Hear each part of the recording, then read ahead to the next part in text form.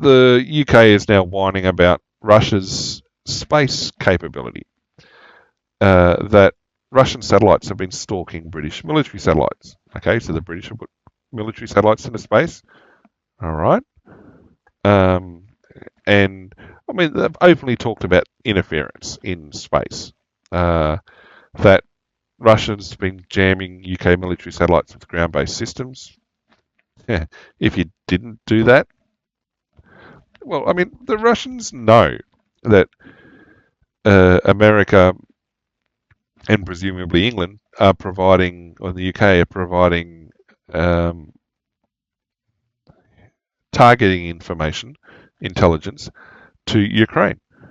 So if your military hardware is flying over Russia, Russia's going to take steps to stop it doing its job.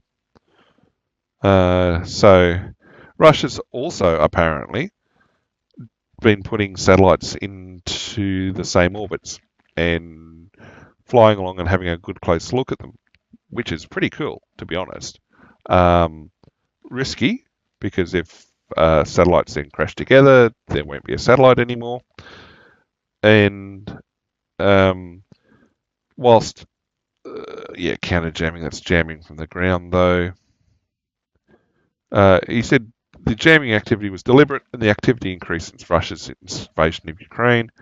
They've got half dozen dedicated military satellites providing comms and surveillance. Yeah, okay, so comms jamming, to be expected. Surveillance jamming, well, okay. He said, in contrast, US, China, and Russia each have more than 100. Combined Russian and Chinese fleet has increased by 70% over the past decade. He's whining that Russia and China have both tested ASAT weapons. Well, so has the US. I think they were the first ones. And the UK and US have warned that Russia is developing the capability to put nuclear weapons in space. Well,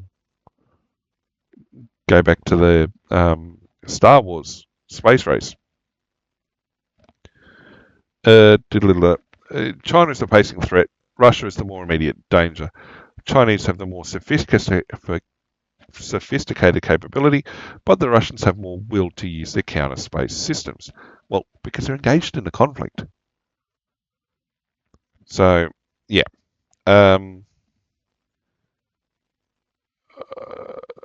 Okay, so I spent a bit of time talking about them getting rid of the old golf ball, radomes, etc., and back and forth and team sport. These things, the article, okay, replaced by a 30-metre, 98-foot pyramid which houses thousands of antennas. It's phased array radar. That's what it is.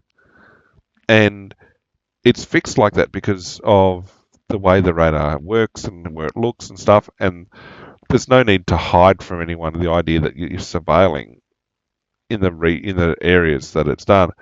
And with enough knowledge about the operating bands and power levels and the aspect of the radar, there's steerable arrays, electronically steerable arrays. You get an idea of what it's surveilling and its coverage and range and everything else. It's, I mean, not necessarily made open by the country operating it, but anybody who does technical analysis of this sort of stuff would understand by looking at where it's located and everything else what it can do. Plain and simple. But it shouldn't be a surprise to anyone what they're tracking now. How small a target they can track and how fast and everything else. A lot of that's the smarts inside of it.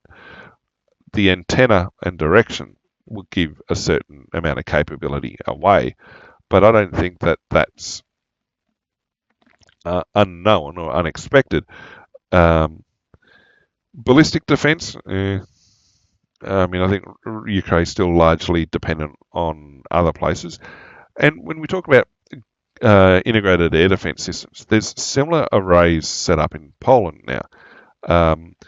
They had, and this was through like Jane's years back, they, in essence, chopped the top off an Aegis class destroyer and glued it to the ground. for all money, is an Aegis class phased array radar, was what they were putting in the Polish ground setups and using them in their air surveillance role, basically. I mean, that's the very rough rule of thumb of what they were. It's a bit like seeing the CRAM giraffe systems. Now, a giraffe radar is used in naval systems as well, where it's known as a sea giraffe. But for very, very similar points of things, you see a radar like that, and your radar, counter radar, tech type analysis type people, he will tell you again what the radar's for, its parameters, and all the other bits and pieces. But you're seeing land and sea-based systems a bit more interchangeable than they once were.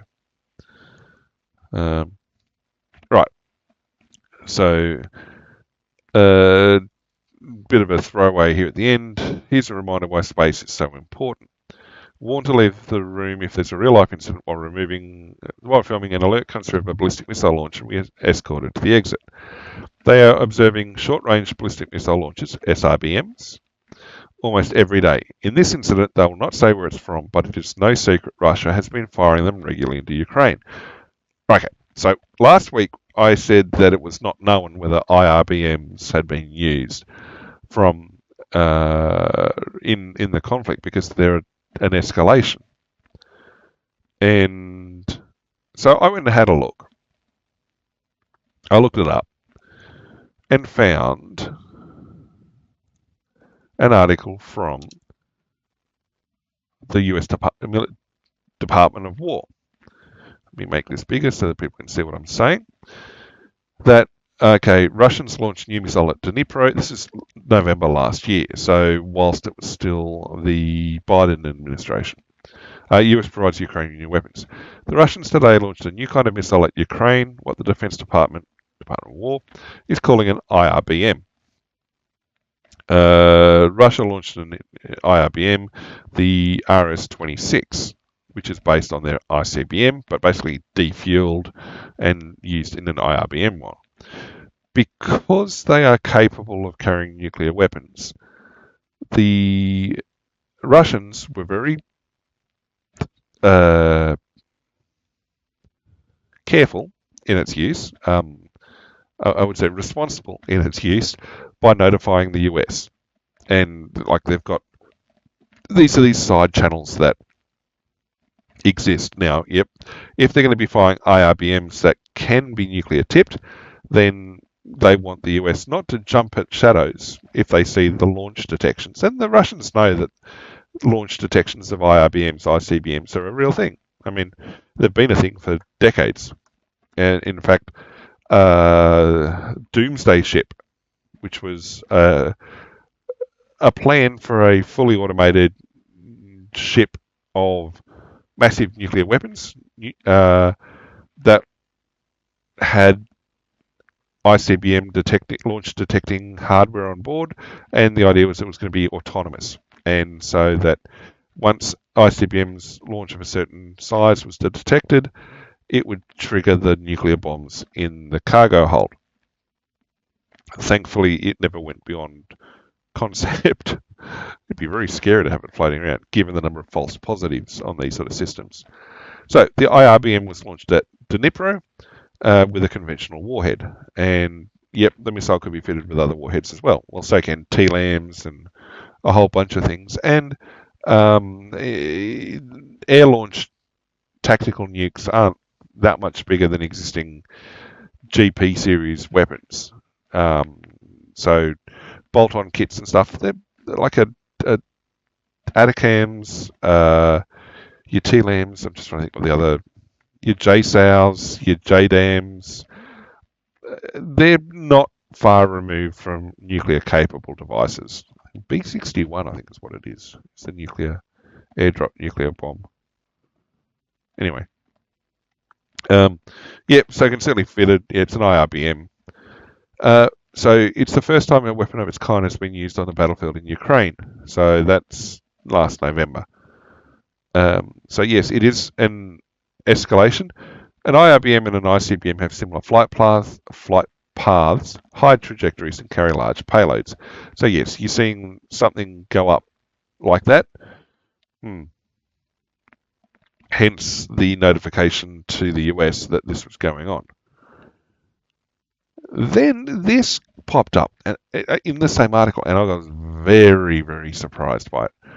Also this week that the Department of War confirmed that the US would provide to Ukraine anti-personnel landmines. Explain. Okay, what we've seen most recently is because the Russians have been so unsuccessful in the way they've been fighting, they've kind of changed their tactics a bit. They don't lead with their mechanized forces anymore. Previous defense secretary, they lead with dismounted forces who are able to close in and do things to kind of pave way for mechanized forces. In the face of that changing tactic, the Ukrainians have been manufacturing their own landmines to slow down Russian advances. They're fabricating their own anti-personnel landmines right now. The landmines we would look to provide them would be landmines that are not persistent. Well, again, in practice versus in theory, that doesn't always necessarily work. The Ukrainians have assured the US that the landmines, when they arrive, will be used only inside Ukrainian territory. They're not going to use them in populated areas. Yep, whatever. Ukraine's lying. And we talk about treaties being broken.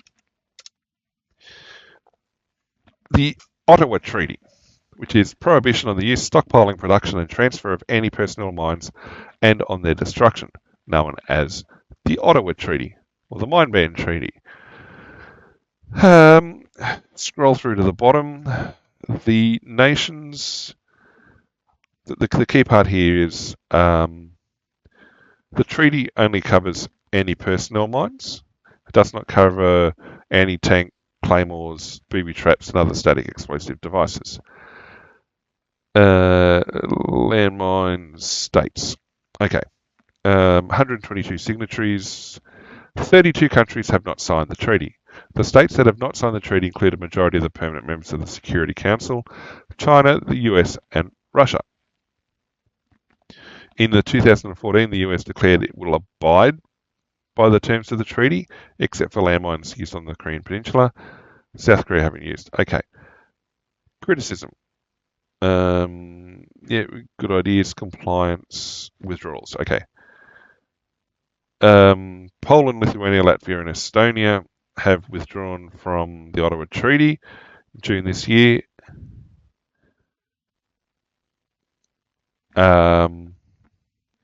Saying that anti-personnel mines are an important capability, that Russia is not a party to the treaty and would not hesitate to use such munitions in a conflict with NATO.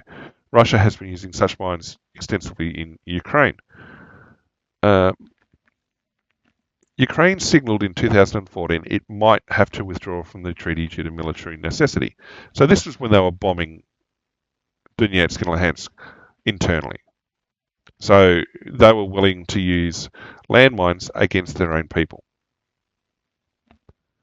Anti-personnel mines against their own people.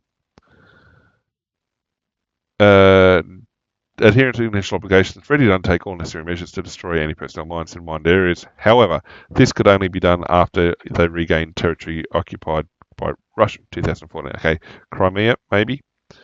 Despite Ukraine not having officially withdrawn from the treaty, US President Biden approved transfers of American anti-personnel landmines to Ukraine 2024, November. That's that article. Eliciting criticism for the rejection of the treaty from human rights organisations. June, along with these other Muppets, signed a decree enacting the decision of the Council of Ukraine to withdraw the country from the treaty. So they're in breach of the Ottawa Treaty to begin with, and now decide they're going to withdraw and start using it, which is a bad thing. Talk about capability proliferation. Dear. It's after all the efforts to demine countries that have had extensive minefields and the dangers associated with them and things, it's disappointing to see a terrible escalation like that. I think that that is more significant than the use of IRBMs. There's still kids getting maimed from landmines even now in throughout Asia and Middle East, where minefields still haven't been cleared. Speaking of nations that are considered more enlightened, I mean that's what they think they are. When Yugoslavia broke up, there were a lot of minefields planted by the various belligerents engaged then. And there was ongoing work to clear those minefields after the conflict and everything else. Sadly, those minefields were not completely cleared, and there were periods of extensive flooding throughout the former Yugoslavia that basically washed the minefields downstream. So where a minefield may not have been mapped, at least known where it was, after the flooding, well, the mines could have been anywhere from where they were originally laid to anywhere downstream. And so you've taken what is already an indiscriminate weapon, hence why landmines are banned because of their indiscriminate nature and the fact you can't control who they target. You've now either prevented access to waterways or you've provided a risk to life of anyone downstream.